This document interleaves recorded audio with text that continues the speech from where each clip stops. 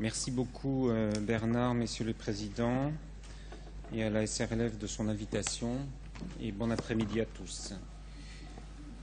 Alors, prenez en compte les conflits d'intérêts que j'ai avant cette présentation, et on m'a demandé de me focaliser sur l'aspect médicaments, on va dire, agents de sédation et d'analgésie et délirium. Alors il y a deux aspects là-dedans. Il y a d'abord le rôle joué par lui-même dans la survenue du délirium par ces agents, et puis il y a ce qu'on discutait en fin de séance, là, est-ce qu'il y a des possibilités pharmacologiques, thérapeutiques vis-à-vis du délirium avec des agents qui, effectivement, modulent la neurotransmission. On parlera de tout ça.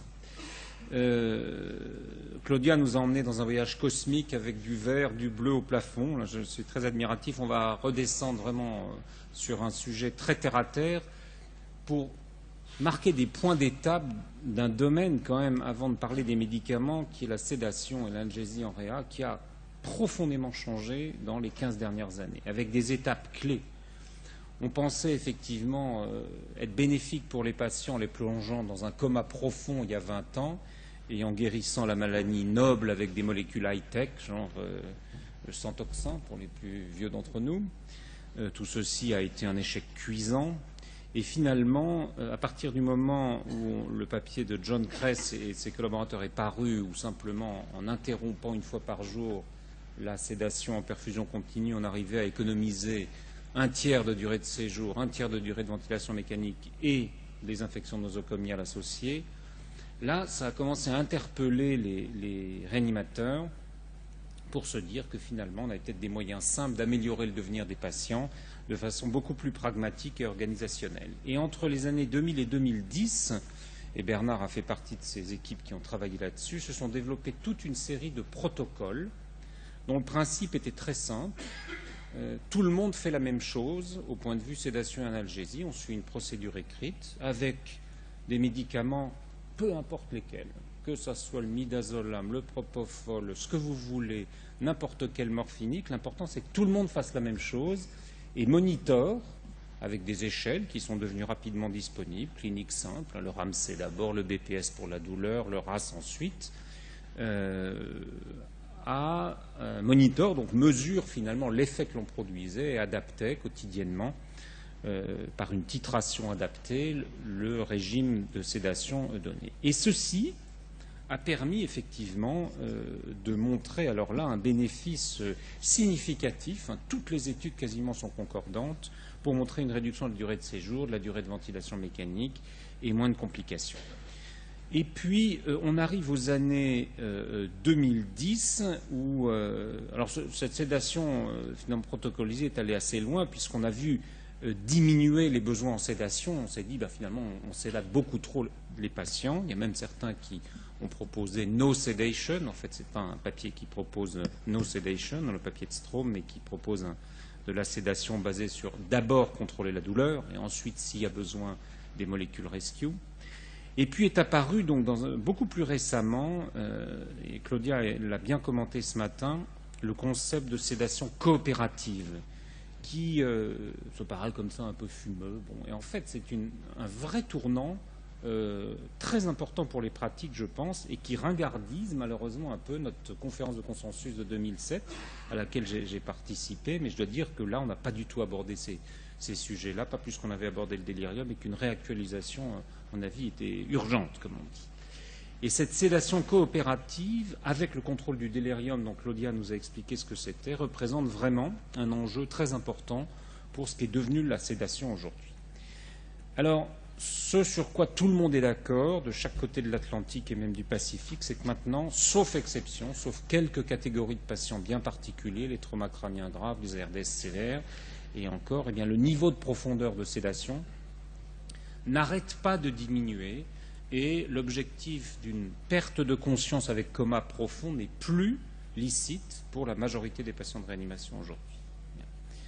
Vous remarquerez, by the way, que dans l'intitulé des guidelines américains de cette année sur la sédation, le mot sédation, eh bien, je le cherche dans le titre en vain. Il a disparu et c'est beaucoup plus que symbolique. Ça correspond à cet objectif qui est maintenant has-been, de mettre les patients finalement dans un niveau de perte de conscience important. Mais par contre, le contrôle de la douleur est l'objectif prioritaire, celui de l'agitation, qui n'est pas, Bernard l'a rappelé, majoritaire en réanimation, notamment en présence d'un délirium, et le contrôle du délirium, qui est un concept un petit peu réactivé, neuf en tout cas, qui est présenté comme tel, mais qui a une importance pronostique capitale, et Claudia l'a bien mentionné, sur mortalité, sur morbidité, que ce soit en réanimation, que ce soit aux urgences, que ce soit en post-opératoire. La littérature fourmille de données extrêmement robustes pour montrer que finalement ce qui est assez simple à diagnostiquer, alors peut-être un petit peu surestimé par l'échelle Kamai-Sidney, mais ce n'est pas très grave, eh bien on passe encore à côté et ça a des conséquences pronostiques très importantes pour les patients. Alors un autre élément qui est important, c'est que finalement on ne voit pendant le passage, le séjour du patient que la partie émergée de l'iceberg. Tout ce qui se passe pendant le séjour, on y a accès, et encore, le délirium, il faut aller le chercher. Le cerveau est un organe silencieux et qui réagit à l'agression par ce type de syndrome essentiellement. Mais 80% sont calmes, donc il faut des échelles diagnostiques, Claudia l'a rappelé. Mais ceci a des conséquences potentielles à long terme, et notamment dans les semaines et dans les mois qui suivent, voire les années, sur le potentiel cognitif des patients.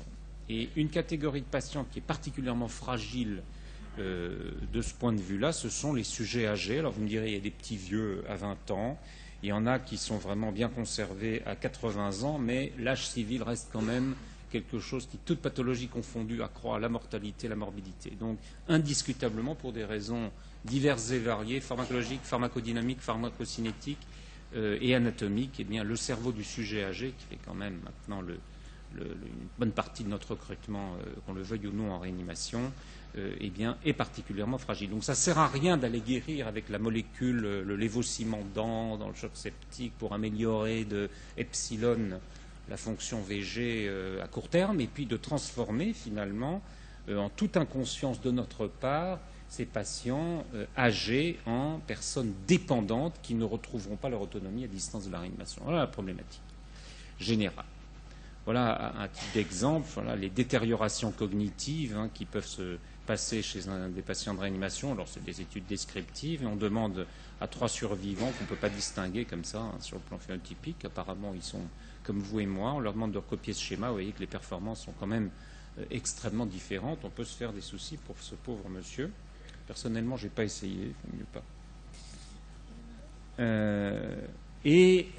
On a maintenant effectivement mieux documenté ceci, notamment avec cette dernière étude, cette dysfonction cognitive qui survient finalement à tout âge chez les survivants de la réanimation et qui sont l'équivalent par rapport à un niveau normal de ce qu'on appelle un mild cognitive impairment, c'est-à-dire un Alzheimer débutant quand même, ou un trauma, brain trauma injury, trauma crânien modéré. Voilà, donc c'est quand même pas rien.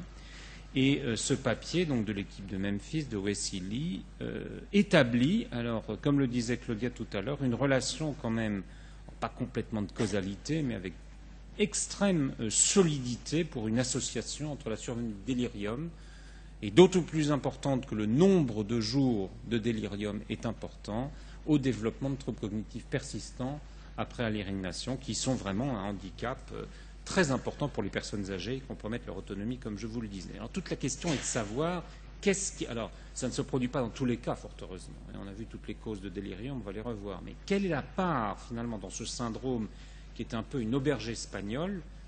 La question de Romain était tout à fait pertinente. Qu'est-ce qui est réversible parmi ça? Est-ce que les médicaments en font partie? On va discuter de ça. Ce n'est pas certain. Qu'est-ce qui, à coup sûr, ne l'est pas? Là, on a quand même un certain nombre de données. Voilà, par exemple, une situation où on imagine mal que dans tous ces micro-infarcissements au niveau, vous voyez, du tronc cérébral qui sont survenus lors d'une encéphalopathie septique, un très beau papier publié par Tarek Sharcha en Lancet, on imagine bien que ceci conduit non seulement à la dysfonction cognitive post-ICU, mais il n'y a pas de séjour post-ICU du tout. Ça se termine mal, par la mort. Voilà. Mais bien entendu, un délirium chez quelqu'un à qui on passe des morphiniques un peu dosés, surdosés, ou des benzodiazépines en perfusion continue et qui est positif à la CAM-ICU, ce n'est pas certain, fort heureusement, qu'on arrive à ce type de tableau. Donc il y a une possibilité de réversion. Un point important qui a été mentionné assez tôt, vous voyez, par la délicieuse Johanna Skrobik de Montréal, qui travaille très très bien sur ce sujet, eh bien, c'est qu'on n'est pas très sensibilisé, hein, les intensivistes, les réanimateurs en Europe, à ce diagnostic. Là, elle présentait 3 scénarios cliniques assez simples. On racontait à des seniors de réanimation 3 histoires où il ne fallait pas dire grand-chose, il fallait dire le diagnostic étiologique. Vous voyez, là, il y avait une cirrhose, il y avait un syndrome de sevrage médicamenteux, et puis un choc hémorragique débutant. Il fallait dire le diagnostic étiologique et prononcer le mot délirium. Eh bien, ceci n'a été fait que finalement dans 50% des cas. Et vous voyez qu'il y en a qui se trompent à la fois sur le diagnostic et sur le étiologique et le délirium. Peut-être il faudrait envisager une reconversion là. Mais en tout cas, on n'est pas assez sensibilisé très clairement à cette entité. Et vu son importance pronostique, ça me paraît quelque chose qu'il faut corriger absolument. Alors maintenant, si on se focalise sur les médicaments, Claudia a rappelé toutes les causes ou facteurs prédisposants, en tout cas, que l'on peut traiter assez facilement, la douleur, l'hypoxémie, l'hypotension, le sepsis. Je ne saurais trop insister sur l'importance, effectivement, de diagnostiquer, de traiter une encéphalopathie septique. Alors, souvent par des réinterventions et des antibiotiques, ça marche très bien comme antipsychotique dans ce cas-là. Et il y a toute une kyrielle d'histoires dramatiques de sepsis méconnues qui se terminent par des arrêts circulatoires parce qu'on est joyeusement passé à côté en pensant que c'était un syndrome psychiatrique, que c'était je ne sais pas quoi, voilà, ou un trouble métabolique ou je ne sais quoi. Et il y a des histoires horribles de ça, l'histoire de chasse. Moi, j'en ai vu une dans un grand CHU parisien il y a une quinzaine d'années, c'était terrible. Et d'un autre côté, les médicaments, et notamment les agents de sédation, sont une cause indiscutable de délirium. Alors on va commenter un petit peu ça. Pour faire simple, quelles sont les pratiques médicales? Elles ont peu évolué depuis cette enquête publiée dans BJA. En gros, dans le nord élargi de l'Europe, c'est le propofol en perfusion continue. Nous, on est plutôt midazolam. Les morphiniques, c'est équitablement réparti. Le rémifentanil est inconnu au bataillon en 2001. Alors il y a quelques équipes qui l'utilisent, mais ça reste très marginal. Et en tout cas, Claudia a montré dans un essai qui a été arrêté pour futilité, il n'y a pas si longtemps, dans Intensive Care Medicine, qu'il n'y avait pas de différence dans les grands endpoints entre un morphinique traditionnel et un morphinique de type rémifentanil, même en ce qui concerne la maniabilité et la titrabilité du médicament pour un objectif de maintien à un niveau visé d'analgésie et en termes, bien entendu, d'objectifs secondaires de type accélération de la durée d'extubation, du temps d'extubation, etc. Donc, finalement, là encore, si vous voulez, il n'y a pas une, parmi les drogues qu'on utilise, il n'y en a pas une qui émerge comme étant vraiment meilleure que les autres. Il y a eu des dizaines d'essais comparatifs entre propofol et midazolam. On n'a jamais trouvé de différence. En ce qui concerne les coanalgésiques non opioïdes qu'on utilise largement en périopératoire, qu'est-ce qu'il en est finalement en réa? Ils sont peu utilisés, ils sont peu prescrits. Et intuitivement, quand on a fait cette surveille avec Jean-François Payen et d'autres, il y a peu de temps, on s'est rendu compte que finalement, intuitivement, les réanimateurs les prescrivaient aux malades moins graves, qui ont moins de scores sévères à l'arrivée, qui sont plus communicants et qui sont moins profondément sédatés. Alors qu'au contraire, on pourrait dire que si on veut vraiment faire une épargne et éviter la sédation excessive, c'est chez les plus graves qu'il faudrait au contraire utiliser ces coanalgésiques. Mais ça pose d'autres problèmes d'interférence, on va dire, avec les fonctions d'organes, le rein, l'hémostase, j'en passe et des meilleurs. Alors les benzodiazépines, là on a avancé récemment et indiscutablement, ces molécules sont vouées à un avenir funeste à court terme. Je dis ça un peu de façon un peu provocante, mais on a quand même des éléments qui, en dehors d'indications formelles comme l'état de mal épileptique et le délirium très mince, ces molécules vont avoir une part, on va dire, tout à fait décroissante dans les objectifs. Je vous rappelle que on ne cherche pas la perte de conscience, on cherche la coopérativité. Et même le fait de les prescrire en continu est tout à fait discutable. Donc, par exemple, l'orazépam est un pourvoyeur, un prédicteur et dose dépendant de la survenue de délirium. C'est une étude très solide, qui en est une parmi d'autres. Il y a cette étude que Claudia avait montrée ce matin qui montre que finalement, même quand un malade arrive en état instable, qu'on s'occupe de lui, on met les 4T, bon, les premières heures de la réanimation, c'est quelque chose de hautement instable. On se dit, allez, on va le sédater profondément, on sera plus confortable, nous, pour le techniquer, etc. Eh bien, ceci a un prix à payer en termes de survie. Et les patients profondément sédatés pendant les 24 premières heures de leur séjour ont une surmortalité dans cette cohorte relativement récente, mais assez fournie en patients. Vous voyez, à 6 mois, eh bien, ils meurent plus que ceux qui ont finalement eu un niveau de sédation beaucoup plus modéré. Donc ceci doit nous interpeller. Plus de la moitié était sédatée par benzodiazépine dans cette étude. Alors, la méta-analyse qui paraît à peu près simultanément est un petit peu plus modérée. Vous voyez, il n'y a pas de différence sur les quelques essais qui ont été de bonne qualité qui ont été pris en ce qui concerne la mortalité et le délirium sur benzodiazépine versus non-benzo, c'est-à-dire dexméthomidine ou propofol. Mais par contre, on a effectivement un gain en termes de durée de séjour et de ventilation mécanique dans le groupe comparateur. Un autre point, c'est ce syndrome de stress post-traumatique, cette phobie des blouses blanches, véritable syndrome psychiatrique qui représente une lourde charge, d'abord pour les patients qui quittent leur travail et restent 2 ans en prise en charge psychiatrique pour les plus malheureux. Alors, dans cette étude du groupe de Memphis, ils avaient regardé le nombre de patients qui, finalement, avaient, pendant leur séjour, des critères de développement d'un syndrome de stress post-traumatique en les suivant. Ils avaient trouvé une population très importante, alors c'est peut-être un peu surestimé, mais pas très loin de la réalité quand même, qui est 20%. Donc il y a 20% de patients qui sont effectivement susceptibles de développer ces conséquences dramatiques, souvent également favorisées par des mauvaises mémorisations, désagréables ou des événements effrayants.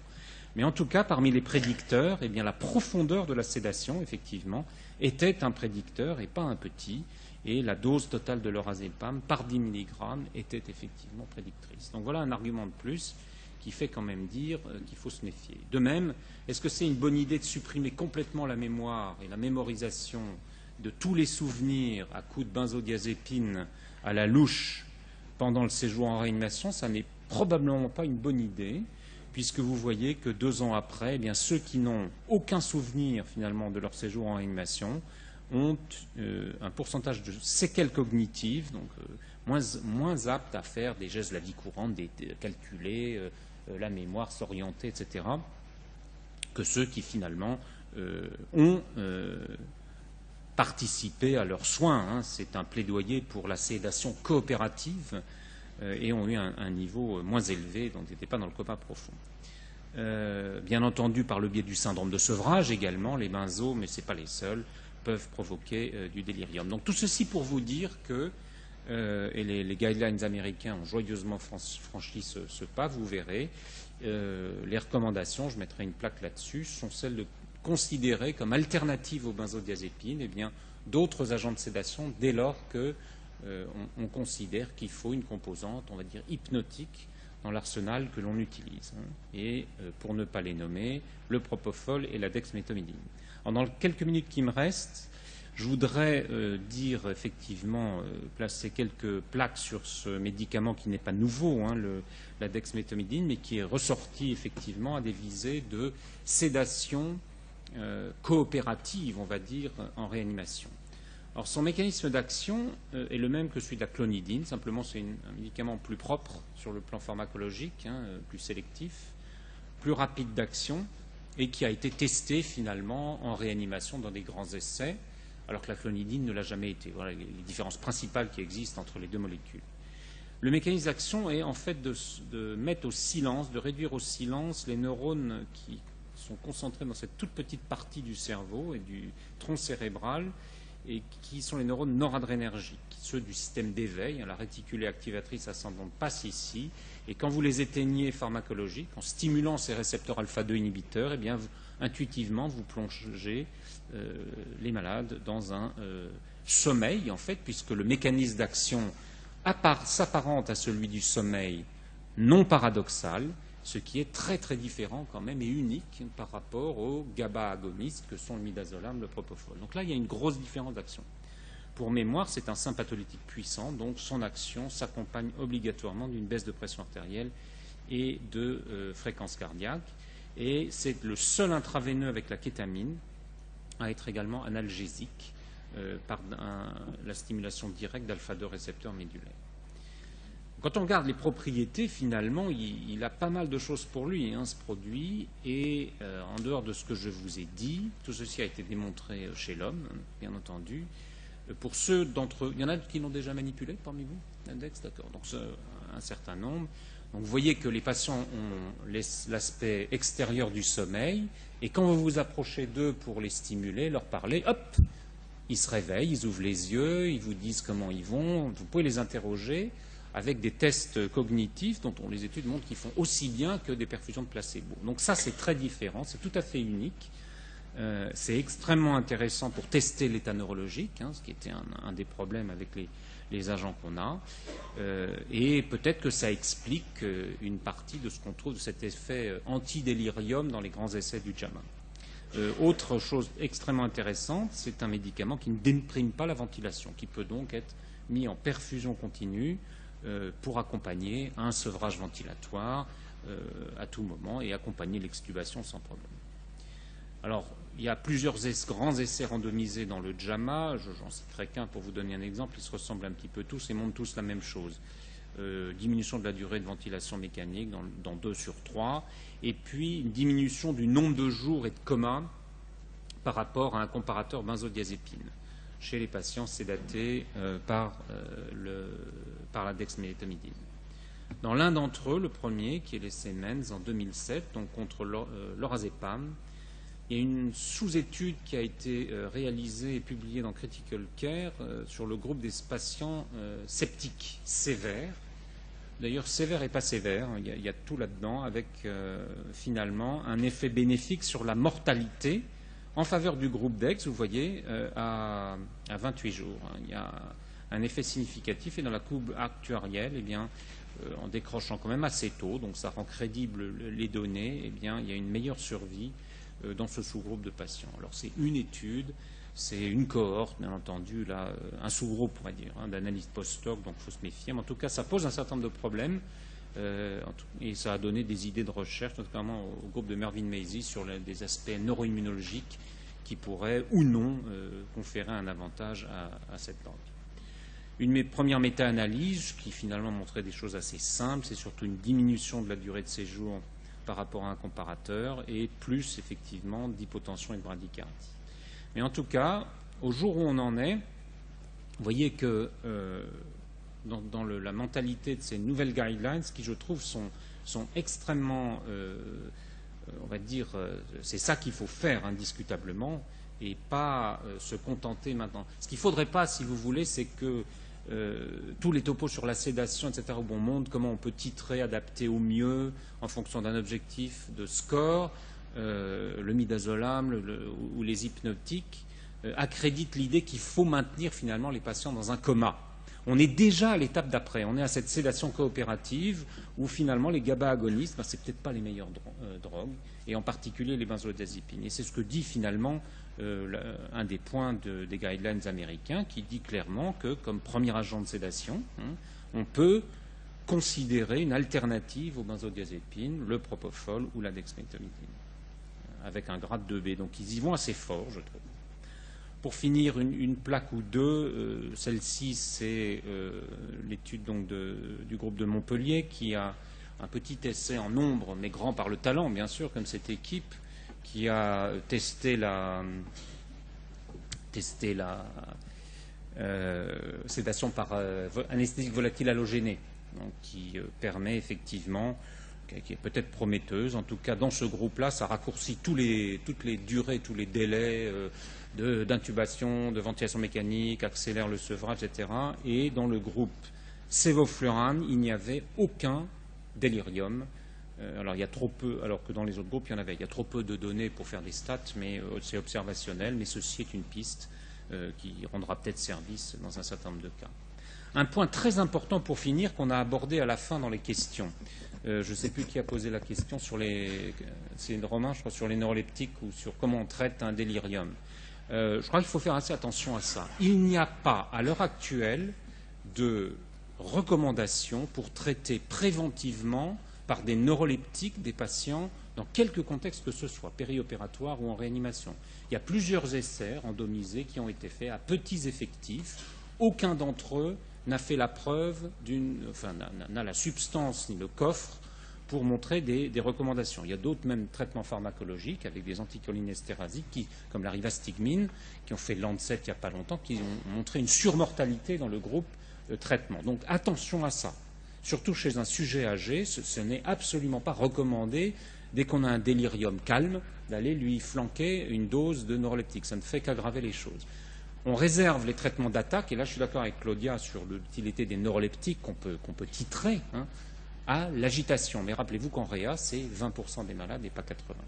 Alors il y a des niches écologiques où effectivement, quand on prend, on va dire par exemple en post-chirurgie cardiaque, sur des patients âgés qui présentent ce qu'on appelle des subsyndromal délirium, c'est-à-dire des délires qui n'en sont pas tout à fait, ou des confusions qui n'en sont pas tout à fait, ou des états confusionnels débutants, et bien là, effectivement, dans cet essai randomisé contrôlé l'année dernière, on a effectivement une diminution de l'incidence du délirium chez les patients traités par risperidone de façon systématique par rapport au placebo.